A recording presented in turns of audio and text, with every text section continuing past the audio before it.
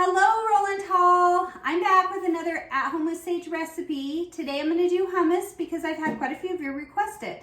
I had some recipe ideas, but I'm getting feedback from all of you, which I love, and people are asking for certain things, so keep those coming. It also keeps me connected to you, and I love that. I love to hear from you. So anything you want, if you have a favorite Sage recipe, send me an email and we'll get it out there.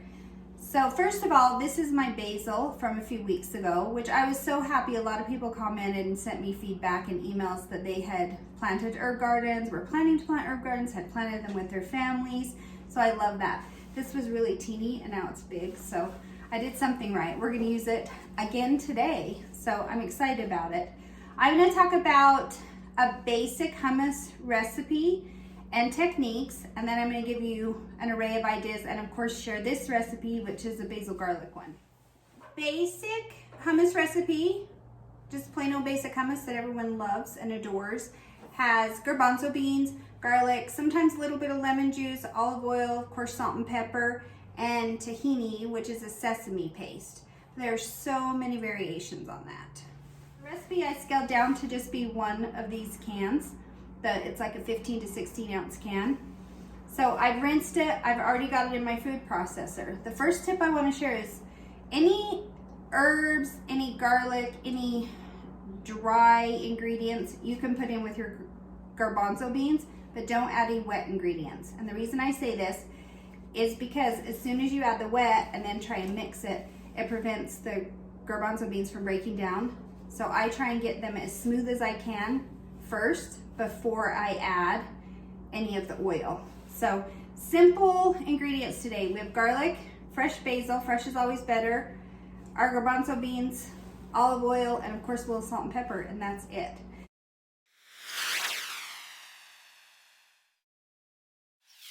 But I have my basil in there, I have my garlic in there, and also the recommended amount of oil, which is perfect for the taste. But sometimes I find, depending on what kind of hummus you're doing, what you put in it, that it's not smooth enough. The texture's still too thick. So I'm going to show you what it looks like now. I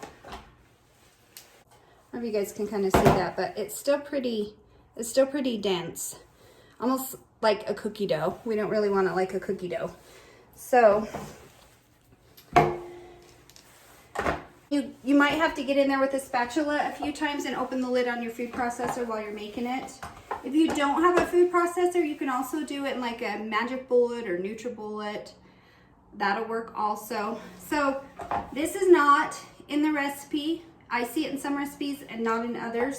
So for me, it's just a preference, and again, it depends on what's going in it. If you have something really wet going in your hummus, like roasted tomatoes or roasted red peppers, any kind of ingredient like that you add, you probably won't need to add any water. But I'm going to add a little water to smooth this out, and then my salt and pepper. Okay, I got my water in there. I've mixed it up. I've added maybe 2 teaspoons of water in there. So you can just add a little bit at a time, depending on your preference.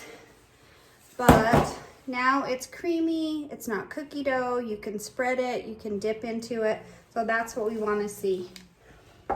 So it's that easy.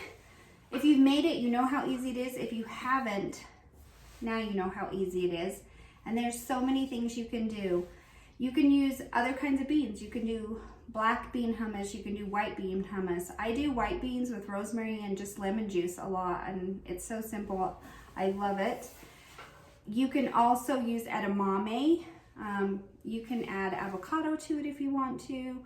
Like I said before, roasted red peppers, sun-dried tomatoes, roasted tomatoes, all sorts of different things, all different seasonings. You can put dill in it, you can put rosemary, whatever you want to do. And it's also healthy, healthier than like a sour cream dip or something like that. It's great for the kids to just dip their vegetables in, so you can keep them eating healthy. So hopefully you got some hummus ideas today. Like I said before, keep the ideas coming, and I'll keep trying to do the recipes that you guys want to see, and I hope you all have a blessed weekend. Bye.